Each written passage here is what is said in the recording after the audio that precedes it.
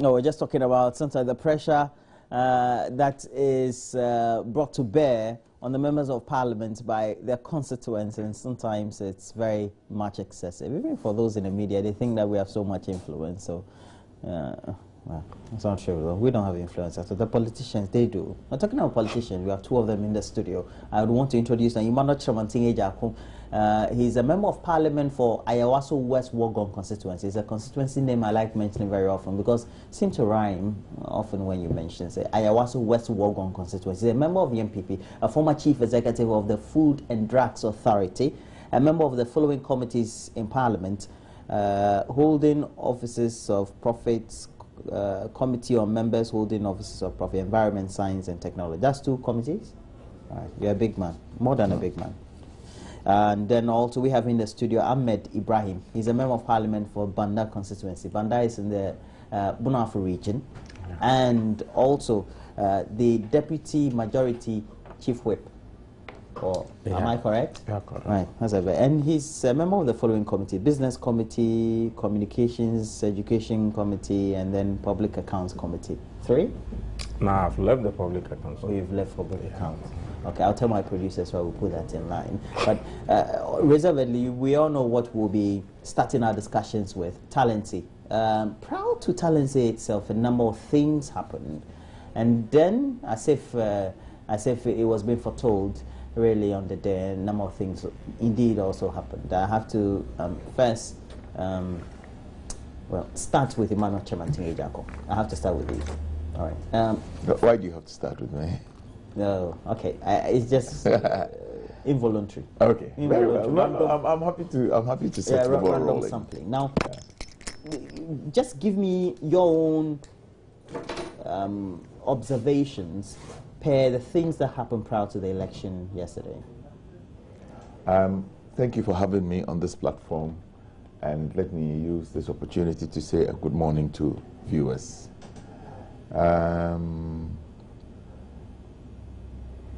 Talency has come and Talency is gone. It was supposed to be so. For me, I am saddened by some of the events that I am extremely saddened by the specter of violence that is coming up in our politics. Politics essentially is a contest of ideas. It's essentially amongst the same people, but it is a contest of ideas. I believe that ultimately my understanding is that we all want to arrive at a certain destination. And that destination is that our dear nation will go forward. Our dear nation will progress. We will move from where we are today to the utopia that all of us are looking for tomorrow. Essentially, that is what politics is about. Some believe that they must take a course by the left. Some believe they must take a course through the right. But ultimately, I want to believe that all of us seek the good of this country. And in doing this, if it is actuated by violence, then I think that we are retrogressing. The history tells us that it was just when we were leaving colonial rule into self-government 57 years ago that there was some level of violence in our politics. I want to believe that to a very large extent, by the Second Republic, by the Third Republic, the violence that was within our politics had completely gone away. We need to be asking ourselves some very serious questions. How come in the Fourth Republic this violence is coming back? I think it is a shame. I think we must go to we must delve into the root causes. We must go to the bottom of this matter. You know, there are the accusations and counter accusations. It is this one that did this, it is that one that did this. I want to believe that our state security apparatus has capacity to determine who started this. And there must be some naming and shaming. Okay, there must, I'm a politician. I can sit on this platform and begin to accuse my political opponents. It might not be very helpful. it might not be very helpful. I want to be as objective on this matter, but I am saying that the records are there. How all of it started and panned out must be known by the actors and the people that were in Talensi. I mean, we're going to have an election. What was anybody doing there? Well, people were there. No, I mean, the perpetrators of the violence. Today, you can hear people mention Azoka. You can hear people mention bulldogs. What was it about? Don't we have adequate, can't we depend on the state security apparatus to provide the necessary security? Look, sometimes we hear about Rwanda and we hear about Burundi now. How all of this started was that all the parties began to build militias. I think that we have stepped on a very slippery road, an extremely slippery road, and all of us as politicians, all of us as leaders of this country must condemn in no uncertain terms what is happening. We must begin to name and shame. You know, I mean, if anybody thinks that they will gain political advantage in doing this, I say this advisedly. Almost always, it is I choose my words advisedly. It is when you have power that you think that power, the might, power is right, power is might. Okay. I am not. I caution myself in this last statement, but I'm saying that I want to believe that we can find out those that started this, and we must begin to name and shame. Okay. If we will allow this to happen in the main election, it portends grave danger for us in the coming election. It's just a constituency, you know. You know, I asked a question about his observations about what happened prior and leading to this, because I feel that the precipitating factors really started prior to the election. So there was the heated campaigns, the talk on radio and TV, and even the whole lot of activities there, the accusations that either of the topmost parties were sharing and perceived bribery of candidates, so to speak, and all that. All these were laid the foundations for all this to fester, so to speak. Yeah, doesn't mean after this, Roland will come back to the main analysis of the main results. Sure. Yeah, Roland. We're not combining the results yet. You are right, but before I come to that, may I take this opportunity to say a very good morning to our cherished viewers. I know Joy News is in everywhere. As I'm sitting here, my constituents are watching attentively, and if I don't greet them, I think it will mean a lot. That'll be the constituents of Banda. Exactly, and even the Brown House as a whole. I think multi-TV is a station people in Brown House watch very, very well. But before then, Roland, you've asked a very sensitive question. The pre-issues that happened before the Talensi elections.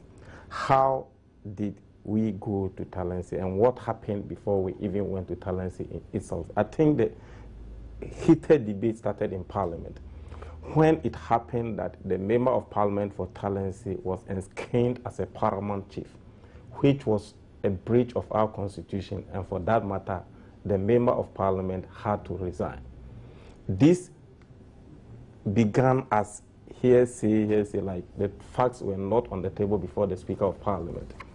Until the Member of Parliament for Aswansi, who is my boss, Honorable Mohammed Mubarak, had to intervene by quoting our standing orders, which says that a chief should not engage, and a constitutional provision which says that a chief should not engage in active partisan politics. And therefore, once the Honorable Member had accepted to be ensconced as a chief, he had to resign from Parliament. So because of the Speaker had to give time to the Honorable Member for him to come and respond. This being, and the debate was not easy in Parliament. Our brothers on the other side said that it wasn't true, and that the Member of Parliament was not ensconced as a chief, And therefore, he was now going to go through the processes and all those kind of things. How does a debate about the legitimacy of an action contribute to tension prior to an event? Yeah, because we saw it. You see, once the member resigns, we are going for by-elections. And there must be fair, level playing field for every contestant. Therefore, once your member have given you a signal that, Master, I've now been enskined, and because of that, I've resigned or I'm going to resign, with that making it clear to all the other members, it means you will be organizing yourself. And we had information that our brothers on the other side, which is the MPP as a party, had sent members to Talensi who were doing underground work to make sure that once the resignation letter comes and we all go, but then they might have. They will have a head start. Exactly. So this in the competition. Exactly. So this is what brought the issue to Parliament, that the member for Aswansi said, no, if this was, then we have to make sure that we all know what is happening. Then he brought it to Parliament. They said, no, it wasn't true. Then when the Speaker gave ultimatum that a week after, if it is true that the member had been enskined and he was lost, per our standing orders, Order 16 says that, 15 says that you cannot absent yourself from Parliament for more than 15 sitting days, which the member had exceeded, without even written or formal permission from the Speaker. So when we inquired from his leadership, they also said they were not informed. Said, how come a member under you will absent himself without informing you? You think it was implausible?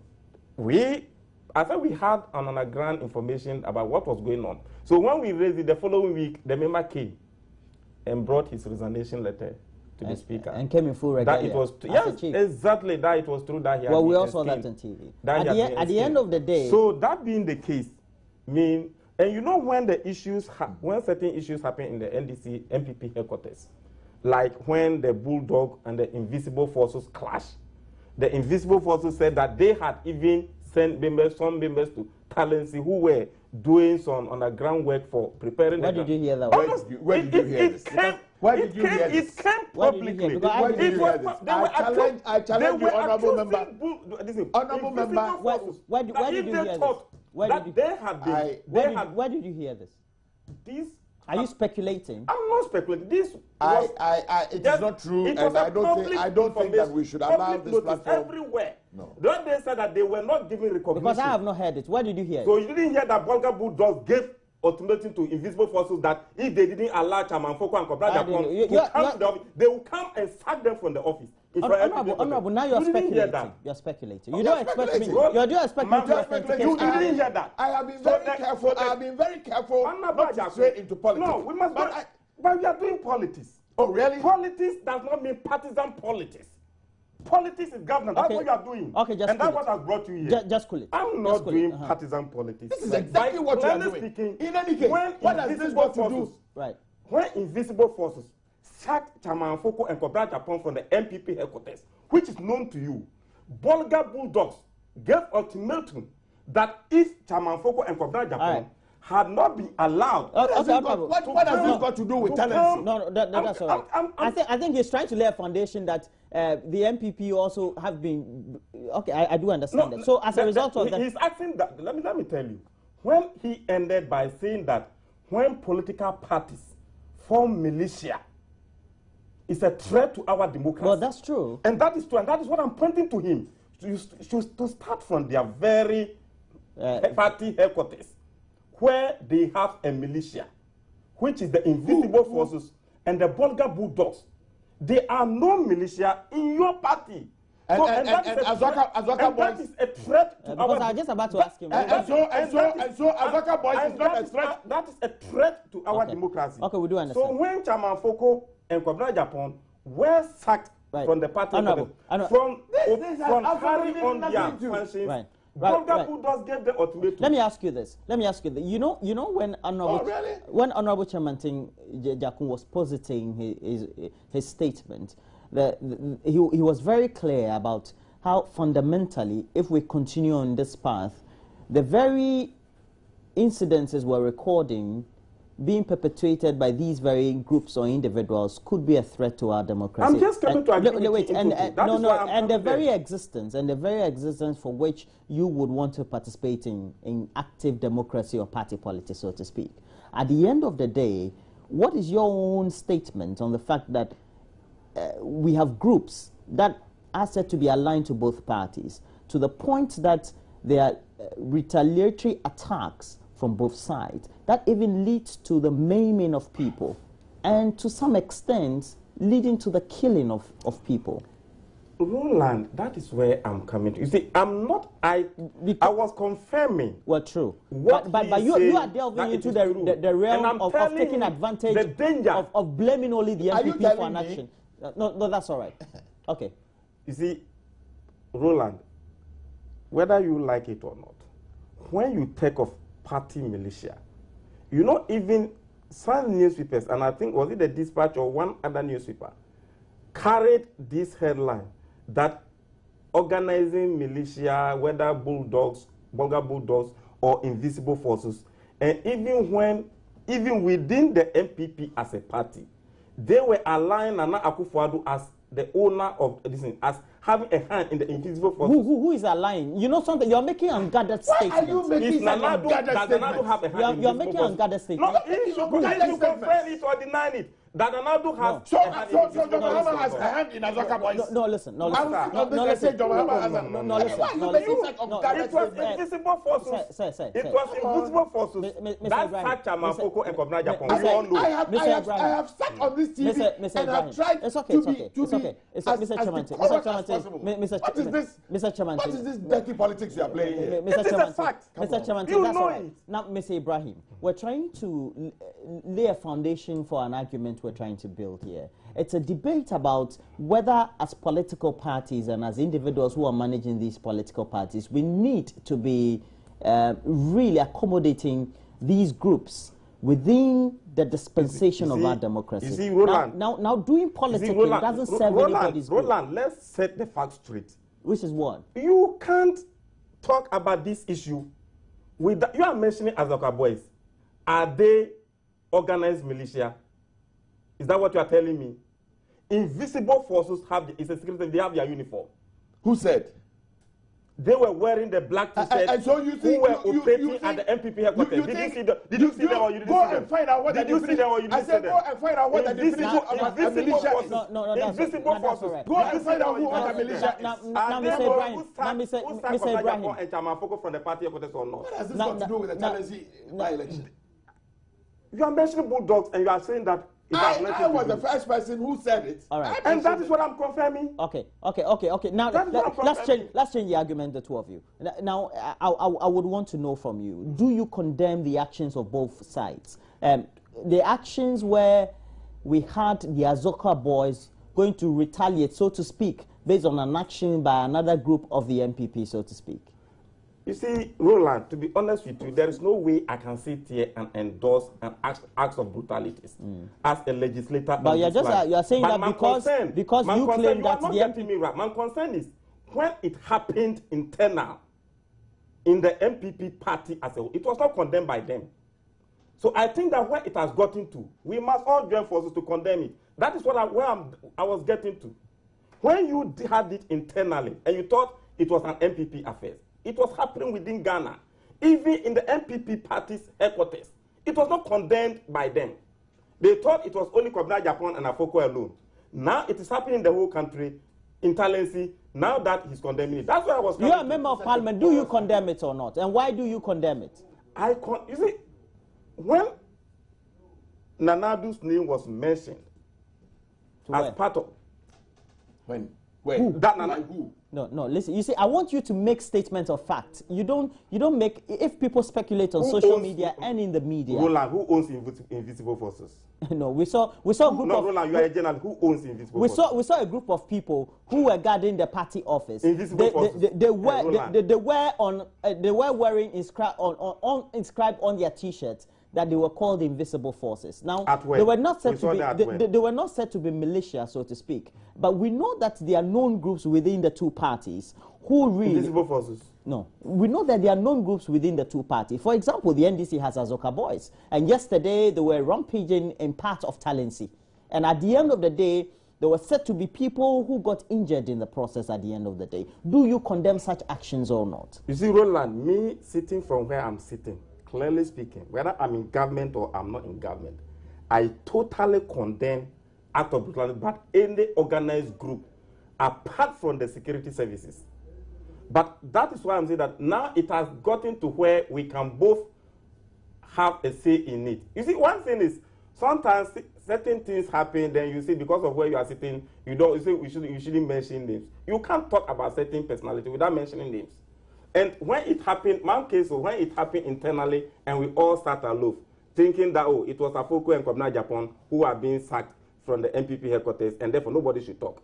They sacked them until Nanado had to organize a press conference and call them that they should allow Kwabena Japan and Chairman Afoko to come to work. Then they allowed them before they. So your argument is that they took an internal issue which was not condemned outside. Exactly. And so there was retaliation. You see, there was retaliation. Do you condemn it or not? That was then. It's like when we said it wasn't good, they should have supported us. Nobody at that time supported us. Okay. Until we said those things, then Nana Akufo-Addo had to come in, organize a press conference that invisible forces should allow Chairman Afoko to come and continue their legitimate work before they came in. Now, Mr. Chairman, at the end of the day, we know that certain incidences have happened, and some of these incidences have been captured, authenticated. Now, if we're supposed to be having security forces, the security forces perhaps are said to have looked on whilst reprisal attacks may have been perpetrated in many respects. Doesn't that in itself polarize the trust and the atmosphere in itself before the meeting? I came here this morning wanting to sound very reconciliatory and very apolitical. Have we forgotten in this country? The first by-election we had in this country was at Tripoli. There is video record of state security people, supposed state security people firing. You're also descending absolutely, into the why not? Why not? Right. State security apparatus firing into the crowd. People that are known. But there is a long history. Kumi Preko. Let us go back. Kumi Preko. Under Jerry Rawlings. So you are saying the history is there? But the people that kill Ahuno Honga and all of those, are they not known? Are they not identifiable? Come on. Who talked about it? After Tripoli, there was an incident in Agobroshi where people killed. People that are known. They were not angels from heaven. They were not demons from hell. You understand me? And sometimes, and these ones were labeled as state security apparatus. What happened to them? What happened? But you see, me, I took the position that it has come to a point where we must draw the line. Whether it is a state security apparatus or rogue elements, I am being very careful. It is wrong to label the state security apparatus, but there will always be some rogue elements there who will do things like this. What happened? I am surprised at my colleague that but I mean, I don't even know why I say I am surprised. The attempt of the NDC is always to put the blame on Akufo-Addo. He sits here and speculates that the invisible forces belong to Akufo-Addo. I mean, why do we even allow such a statement to be made on a public platform like this? Why is the proof? And put him to the strict proof. Yes. Because he can't prove it. He said, haven't I heard it's been speculated? I am saying this. Roland, that's all right. Ahmed, please respect I am saying this. The honorable member. I am saying that over the period, some things have happened. I think that we must see this as a clear call, a clarion call for all of us to wake up and say that we must put a stop to this. Because indeed we have 2016. It seems the stakes are very high. If you look, if you tend to measure the atmosphere prior to talent, the stakes seem to be so high. Absolutely. And if you look at in the Fourth Republic, our history after every 2 terms, 2000, high tension, 2008, severe tension. Now we're coming to another 2-term era where there will be excessive tension. We know that the two groups are coming from the two parties. What do you think the leaders of the two parties need to do? I think this is exactly what I've been here trying to say. That we as political leaders must really rise to the occasion, because it is a very slippery road we have taken, and if we do not begin to draw the line somewhere, we might live to regret what will come out. As for citing examples, everybody can cite examples, and indeed, I have just proven that we can go back as far back as possible. We have lived in a country where 3 judges were murdered. We have lived in a country where, it is not me that said it, because Pratt said that in a certain regime, about 200 people were not accounted for. But in spite of all of this, I am saying that I want to believe the time has come for us to draw the line. Otherwise, the real possibility is that it will degenerate. Into chaos. Have we forgotten what happened at the NDC Congress in Koforidua? Have we forgotten? So you're saying the political state? I am saying that let us draw the line. Okay. Ahmed, as political leaders, what do you think we need to do? Please don't go back, I beg you. Oh. No, that's okay. That's okay. Ahmed, for my sake. So what do you think the political leaders need to do? Don't go back. Don't go cite examples. You're tightening my hands. I know. Okay, for your sake, I won't go there. If you want to mention, I can help you. 81 and things. You want to mention 81 things. Okay, it's okay. But now, as a matter of fact, brutalities, as I said it, in totality is bad. But you see... What actions do we need the political leaders taking? Because your bat is leading somewhere. You see, clearly speaking, there are certain steps that we need to take, whether NDC or MPP or not. We must walk the talk. What we know is bad and we say it, we must practice it. And you see, Roland, when you are in government, regional security, district security, national security, and all these things, you chair them. The ultimate aim is to install peace.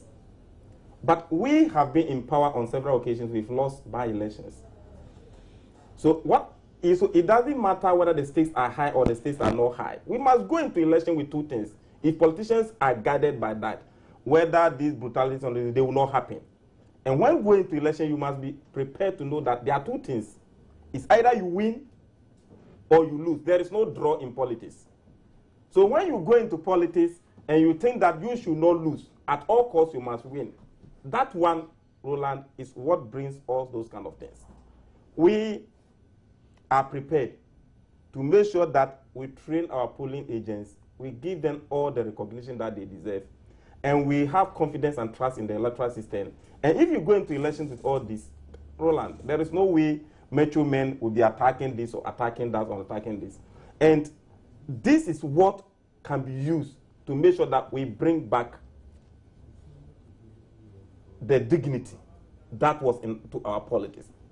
And if clearly, not going into the brutalities, if clearly you witnessed what happened in Talensi, shameful acts happened. And some of us were not surprised to see some of those things that were happening there. I see where you're going. Now, we look at the election result. I think that from previous election, always had been a stronghold of the NDC. Was it something that the MPP was thinking they could perhaps inch up a bit as far as that is concerned, because they had their candidates there? Let me also say this, that yes, I can completely agree with my honorable colleague that an election is a win or loss. And sometimes some people also think that they must by all means win an election. And because they must at all costs win that election, they have motives. They are motivated. And sometimes that is what creates the violence. Okay. So it is not only a thought that I will lose. It is also a thought that I must win. So you're saying it cuts both ways? Yeah, or it goes both? It certainly does cut both ways. Right. Well, I think that if you look at the history of elections in Talensi, from 92, I mean, sometimes I want to put 92 in a cooler because it really was not an election, as it were. Competitive elections in this country, as far as I'm concerned, started in 1996. And from 96 until 2012, it was to all intents and purposes for NDC to lose in Talensi until in 2012. They make some attributions. The attributions the NDC itself makes was that in 2012 there was a split in their ranks, there was some misunderstanding, so therefore they lost. It is not because there was an independent candidate. It was the same Honorable John Tia, who is ambassador to Cuba.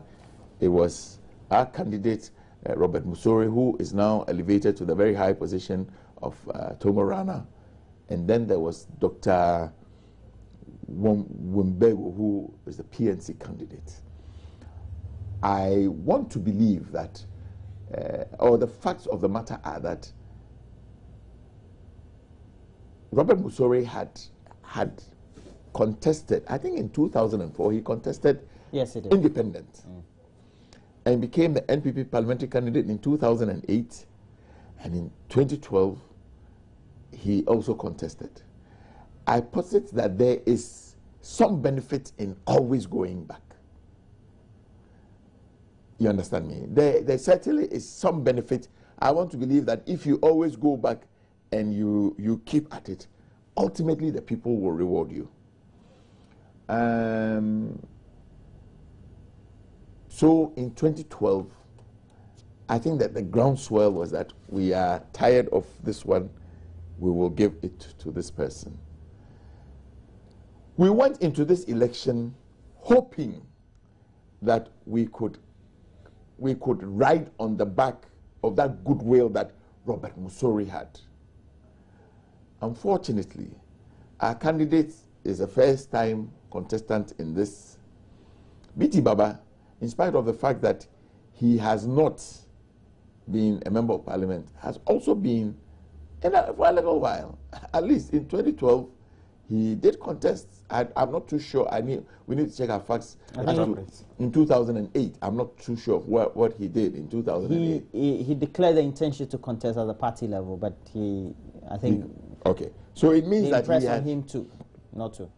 So it means that he's known within the circles. He had put his foot forward as far back as 2008, and probably I think that it is a reward for him for his persistence. I believe in persistence. I believe in a certain persistence. Okay. The sum total is that it is there. They have always had it.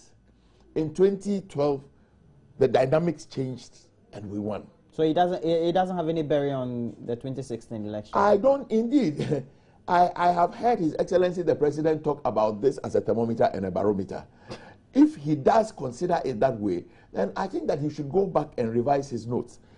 The cumulative effect, and I choose my words, the cumulative effect of this election is that really LPP got 6,845. PNC got 6,836. The one, Mr. BT Baba, that one had 42%. The cumulative effect, if this is a barometer, then the cumulative effect, ultimately... That over 13,000 people didn't voted against the NDC. In their constituency. In the constituency. That over 13,000, indeed, more than the numbers for the winner. But the election is not about that, right? It's cumulative, but at the end of the day... Cumulative. Well... all right. As for statistics, you can look at it either way. Depends on the way you want to analyze it. Depends on the way you want to analyze. Very well, very well. But we are not perturbed. We think that we have maintained our own. We have kept our own. We have perfected some of the things that we needed to do, and I am extremely happy. I am extremely glad I have decided to look at it from the angle of a cumulative effect. I think it is a very good result. You're assuming that if you had a presidential candidate, the dissenting others from PNC would have voted for your candidate, right? I am not saying they would have voted for my candidate. Okay. I'm talking about cumulative effects. Right. Okay.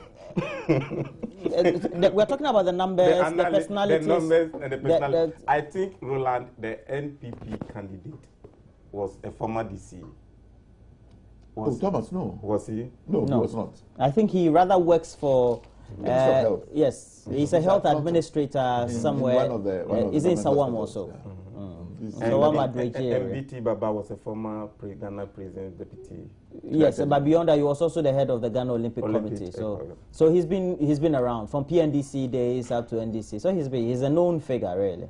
The danger BT Baba had was more dangerous than the strength that he had. He could have lost, you mean?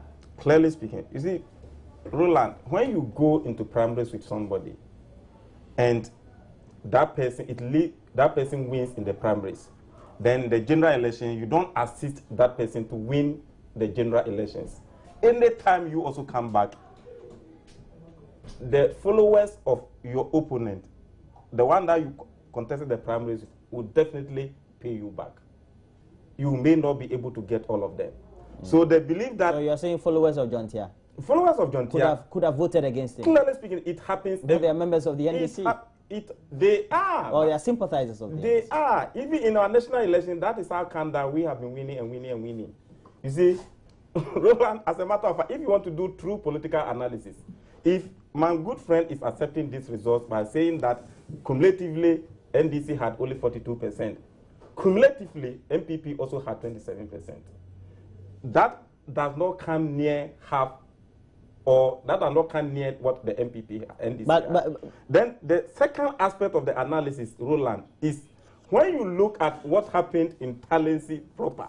Both Nanadu and President Mama said that, oh, these elections were going to serve as a learning example to what is going to happen in 2016. It wasn't only President John Mama who said it. Nanadu also said it. He said, oh. You mean he alluded to the... Let's not argue about that one. See, let's move forward. Then the President Mama was categorical. Exactly. Maybe Akufo-Addo was not more exactly. Then the second point is, if on the social media, and I can show you to you, my phone is off, Nana Ya or Safumafu also said on Peace FM that if they lose Talensi, then they should forget about 2016. Then they shift. You saw that? Yes, I'm telling you, and I can show it to you. Oh, it's campaigning, I guess. It's not campaigning. But President Mama was not campaigning. Then the second thing, the developmental activities of the NDC government, our track record in Talensi, contributed to the 42%. So it will never happen that 8 people will contest an election and one personality will get 42%. Then you come and say that cumulatively, so and so did not like it. But that is what it is. What percentage did we have in 2012? And what percentage did President Mama have? Okay. He had 17,000. Do you think? When Anadu Ahmed, do you think this has any effect on how Ghanaians will think cumulatively? Again, I see that the word this one is cumulative. In 2016. The sample is enough. It's obvious that come 2016, Ghanaians are still in bed with President Mama and the NDC government. So President Mama's second term is using Talensi as the benchmark. Clearly speaking, this was a mid-term test. All right, if you feel that one, you are going to fail cumulatively the final unfortunately, we have to bring. We have to go on to a segment, an entertainment segment, so we have to end the show. Unfortunately, and so I have had in the studio. Oh, are we done? Yes, we are done. Ahmed Ibrahim, who is a member of parliament for Banda constituency, Bonafo region, and also Emmanuel Chamantieja, who member for Ayawaso West Wogon constituency. And thanks, gentlemen, for joining me. I am surprised he can say this. That you use one out of a sample of 275, which comes out of your stronghold, and you say that it is an indication. All right.